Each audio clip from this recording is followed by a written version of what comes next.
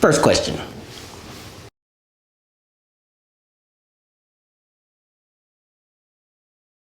Okay. So, how did you get into photography? No, that's too general. See, how I get into the photography don't help me have a conversation about what I'm making.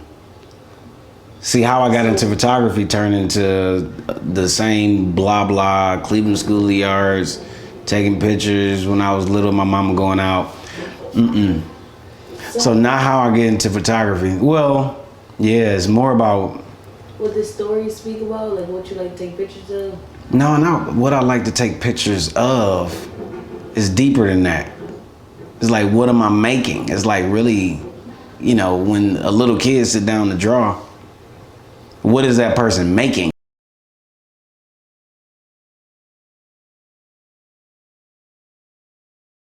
Like, what do you really want to know? I want to know.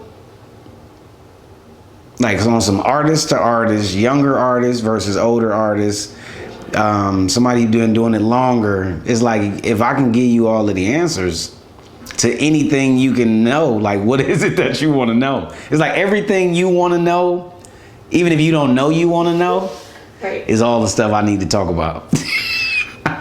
But it ain't what they ask us. It ain't the surface stuff.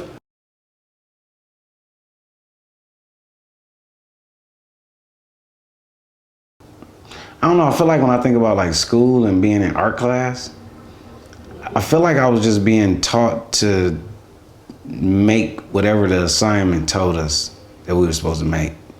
Yeah, and I feel like people who are only making stuff that people are telling them to make, yeah, I would say that. I mean, I'm learning that that's a craftsman. Here's the assignment, pick a black person and draw them for Black History Month. Or draw these shapes and draw this still life. I don't really remember much opportunity to draw what's in my imagination. Or I noticed that the stuff that I drew in my sketchbook on my own I never got to draw any of that stuff for like a class assignment. I just realized that the stuff that I was drawing at home on my own was never the things that I was drawing for class.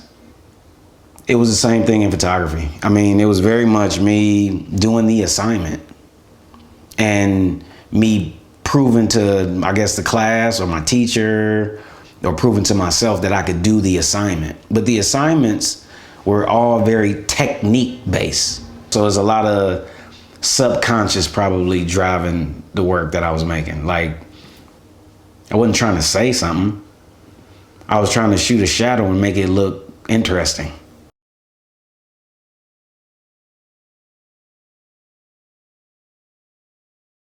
People didn't know I drew. People that didn't really know me didn't know I draw. Like, I was kind of hiding that. I was hiding the fact that I like to draw from people that I didn't know, or like neighborhood shit. I kept that to myself. It was like the people who knew I could draw was the people who were really, really close to me. So I'm not sure where the disconnect came from, but there might have been a disconnect.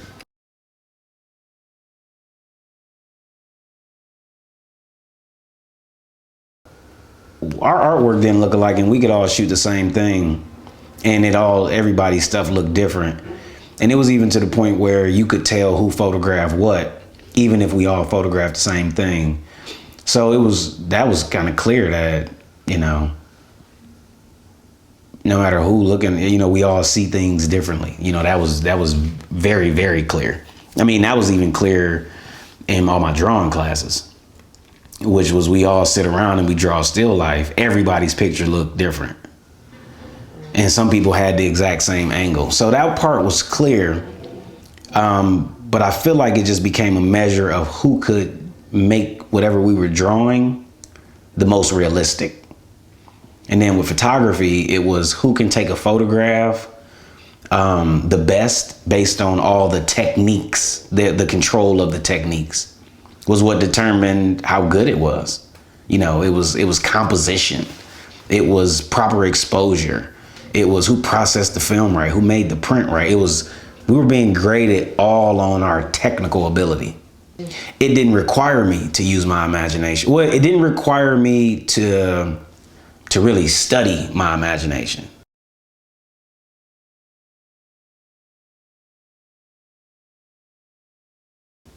You know, challenging my imagination came when I got to college and they started saying, what do you want to say? And I'm like, what the fuck are you talking about?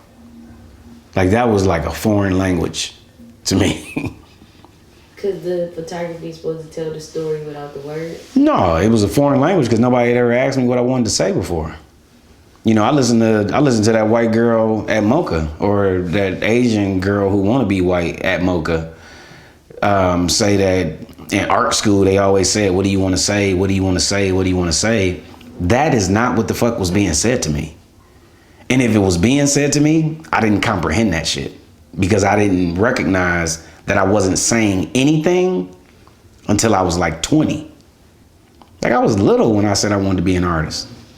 Like, very little. So it took me a decade to realize that I wasn't saying shit other than I can draw or I could take pictures. Or I thought I wasn't saying shit. Go ahead. What I was saying then, subconsciously, is all the stuff I'm consciously saying right now. Like, the shit that I create art about and the people that I use in my work, the people, they're important to me. Like, that's what the fuck I'm saying. Like, my sketchbook when I was a kid was full of little bitty black characters that was always me and my friends. When I think about growing up, what I picture is being a kid in a pack of little boys all the time. Whether it was family, school friends, or neighborhood friends. Like, that was my direct surrounding all the time.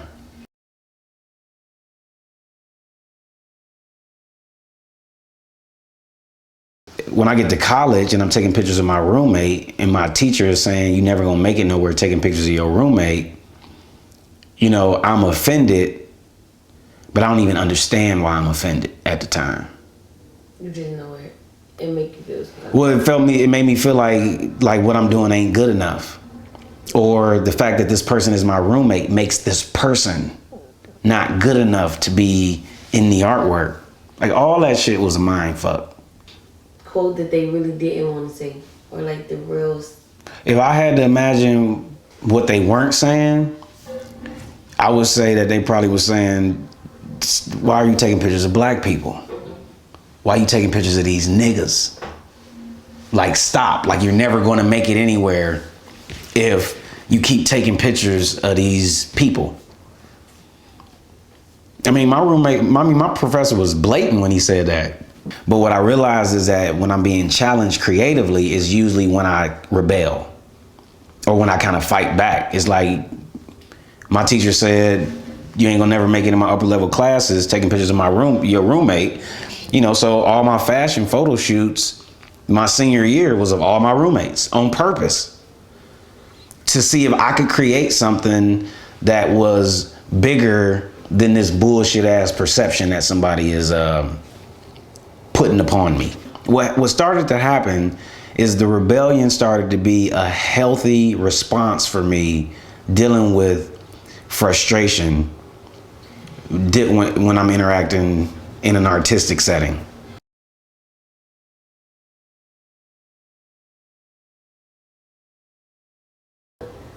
Well, watching my students deal with this same level of exclusion drives me nuts. Like, it's the most confusing part of what I do as any kind of mentor or creative advisor. And the reason why it's the most confusing is because ultimately I know what I need to do for the white art world to accept me or embrace me creatively. And that's to be quiet, right? Well, it's not to be quiet. Well, being quiet is part of it. But what I would say more specifically is they want me to conduct myself like black people who want to be white. You know, kind of like if I behave a certain kind of way, if I surround myself around white people, if I separate from niggas or anything, you know, that even represent niggas, then maybe I'll stop being treated like a nigga. See, this is a lot of people dealing with that. You know, they think that they're going to get all these accolades. You're going to get this job. You're going to get this money. You're going to get this degree. You're going to get this house, this car, this white woman or this white man move far away from niggas. And that's going to stop you from being pulled over by the police and feeling uncomfortable. See, what's going on in us, we can't get away from it. Literally. But we try to. But in the art world, I realized that what any kind of teacher, instructor has been suggesting to me has been things that will help me get accepted and embraced by the white art world. And the problem is that I don't even have to think about it.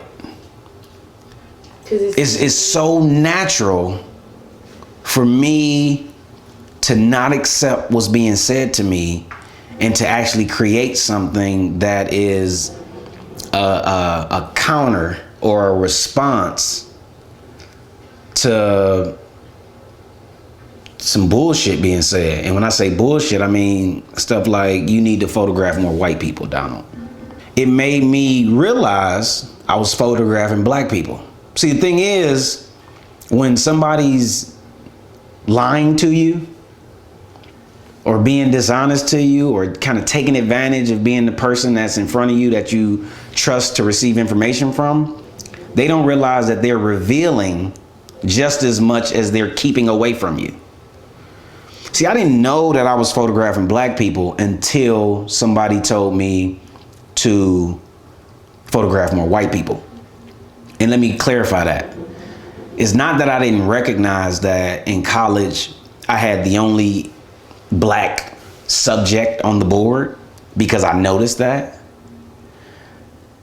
But like I'm saying, I noticed it. But by the time I'm being told that I need to photograph more white people, now I'm doing it consciously. In my mind, I was being picked on, and the work was being picked on. So I felt like I needed to make the work stronger in what the work was saying, so the work could defend itself. Yeah, it's like I was having my work do push-ups to be able to not even fight the bully back, but it's to make the bully scared of even saying anything. Right. So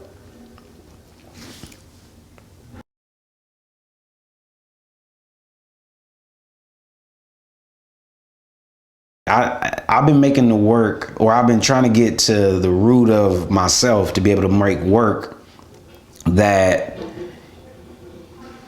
speaks for itself. You know, it doesn't need to be judged and validated by somebody or some place in order for it to be able to speak on its own. You know? Yeah. So making the story so strong that...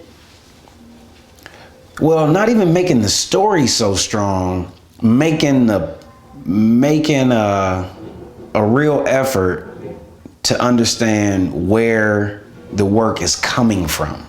Like where my desire or my need or my want to make the work, like really understanding that place that the work is coming from. Where it's like, I'm me, I'm him, I'm that man, them niggas. Like I understand myself in multiple contexts. And the more I understand the role that I play and the role that is playing me, the more energy I'm able to transform into what I'm making. And it's like the more energy I can put into the work, the easier time the work has speaking on its own. So what's one of the pieces of work that hold on to the strongest conversation? The first image, the first photograph I can think of that I was really saying some shit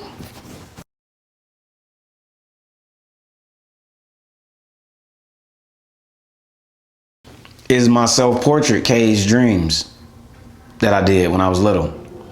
It was like if I was around these art teachers since I was 9 years old, by the time I'm 14 or maybe 15, it was easy for me to see that this picture that I just made, nobody's giving me feedback.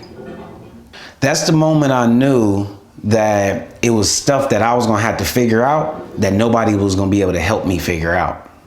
Or at least these people. Or at least these people won't be able to help me figure it out. And either they don't know, they not trying, or they don't care. I mean, that's what I'm saying. I can't speak for them. But what I can speak to is that was the first image that created, I recognize a level of silence. Stop any. The blackface images definitely created a huge silence in the room. And then when I took that work back to like my high school, I didn't get a real conversation about it. And I recognized that. I mean, think about it. 5 days a week for 9 years, you around teachers. You learn their behavior just as much as they learn yours. And you pick up on. And I just picked up on the shit that I felt like I was doing something was the work that I didn't really get a real conversation about. Like I'm around adults. Adults understand that I'm a black kid in American society that killed black men. You know, them teachers knew that my dad was either in jail or had been in and out of jail to whatever extent. So when I'm making a portrait of myself and putting, you know, like a fence over top of my face, trying to communicate some idea of jail or prison or something like that, they understand at that point in my life, at 14, 15 years old, they understood my reality more than I did. The first work that I remember was speaking something that like an emotional thing was that Cage Dreams piece. Well, that came at like 15 and I never had another conversation about it. I didn't know how to, I mean, it was that, you know, I made the work, it won an award, and I went on to the next assignment. By the time I got to college, which is, you know, 3-4 years later, I get to college, I'm realizing that I'm not saying anything because my grading scale, that was one of the line items. It was conceptual. What are you saying? So I was getting bad conceptual grades when I got to college. But I was getting an A on everything technical. So what that told me is that technically I'm strong. Conceptually, you know, I'm lost. So I started trying to get good conceptually. And then I created a series of images of people, black people chained up. You know, it was like, okay, do I see myself or somewhere I come from in my work? It was a question that was posed to me, and those images was my response, my initial knee-jerk, impulse, instinctive response was to go to the hardware store, get chains, and start chaining black people up. You know, because in my mind, that's somewhere that I've been. And then it was like, oh shit, I did it again. For the first time since I was in high school, which is saying something that is like buried inside of me. So I do that, and then now what happens is every time I create one of these images that are holding up like are a mirror for me, I get excited and then I get frustrated because I'm trying to figure out how to do it again because I don't really know what I did at the time that I'm doing it. Because you're just being creative. I'm being angry and I'm responding to being angry or frustrated by making something. But I'm not linking the fact, I'm not conscious of the fact that I'm angry. Like I'm not conscious that I got mad when that question got asked to me. And I was mad because my work didn't speak to me or anywhere that I came from. See, I held that part in. What I let out was these images of black people, my friends. I started chaining everybody the fuck up. We slaves, nigga. Like that was my response. What's happening is everything is call and response. I've never had much conversation about the call. Like what triggered me to do it. Because I know exactly what triggered me to make all of the different shit that I'm making. But oftentimes I only get to talk about, this Jake ass bio. I did this, I did this, I did this. It's like, fuck all that shit. Like the real shit is I was getting angry. And the anger turned into the energy that I'm being able to transform. That's why when those images and people see them or experience them, people are experiencing what the fuck I'm feeling. And I'm not doing that. At 21, I wasn't doing it on purpose. I could only recognize when I did it again. So I make the slavery images. Then eventually I move to New York. White lady tell me to photograph more black people. I get angry. I go to the costume shop. I buy black paint, face paint, red lipstick, white paint, and did the first blackface images. Because this is still me being mad and angry, trying to figure out how to see myself or somewhere I come from in the work. So I'm telling myself, oh yeah, I come from that. So now when white people make you mad, you make raw ass images still? Yeah. Like every time I'm like, my natural inner state is probably anger and rage. Cause that white lady made you mad and you bought that flag, was like, oh yeah, we're about to get this. Exactly. So from that, it's like, okay, so now I got this self-portrait as a kid that spoke to me. I got these slavery images that's speaking to me even though I don't understand shit about them. Then now I got these blackface images and I don't understand them either. But I don't care to understand it. I'll just keep making it. I'll just keep shooting. Because I feel like I've always used photography to help me understand shit. So I just kind of shoot my way through. Real shooter shoot. Right, because real shooters shoot. So then now I'm in New York. I got the blackface and I got the slavery images. I'm being like kicked out of shows in college for making these slavery images, kicked out of shows in New York for the blackface images. So everybody loves them, but I'm getting kicked out of the shows. Not just denied or not just... No, kind of like being curated, sit down, look through the work, curator pick these images go up on the wall, somebody walk through like, hey, that shit can't be in here. And then they take that shit out. Don't nobody care that, I'm like living off of being a photographer. So the $600 or $700 I spent on these fucking prints is like my rent money. And I needed to sell a print back to be able to pay my rent, that type shit. Ain't none of that even becoming a part of the conversation. It's me seeing that ever since I left high school, I lose to white people. That's all I can see. That's the only thing that is clear. That once you took me from being a strong nigga in a group of niggas and put me into a room full of white people, and I'm still that strong ass nigga. But now the game can cheat.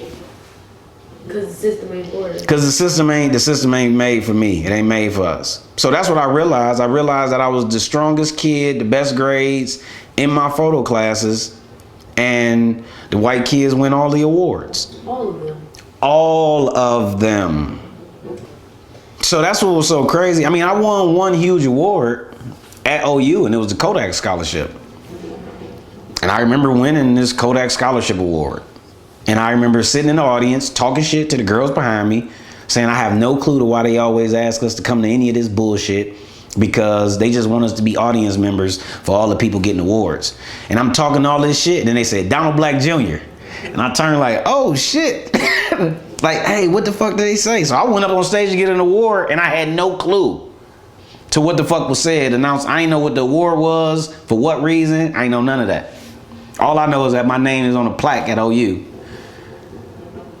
What the fuck that means, Then my professor, who got caught with porn of all of the photo girls that he had been shooting for like 10 or 15 years, says to me, oh yeah, we're never going to be able to forget that you're the first black person to ever receive this, Donald, and your last name's Black. And then he laughs. And then a year later, I told the girl, one of the girls, that he was shooting porn, but she should tell on him, and she did. He got fired. She got $5 million. And one day I opened up Facebook, and it was a picture of him on my Facebook timeline because he had a heart attack.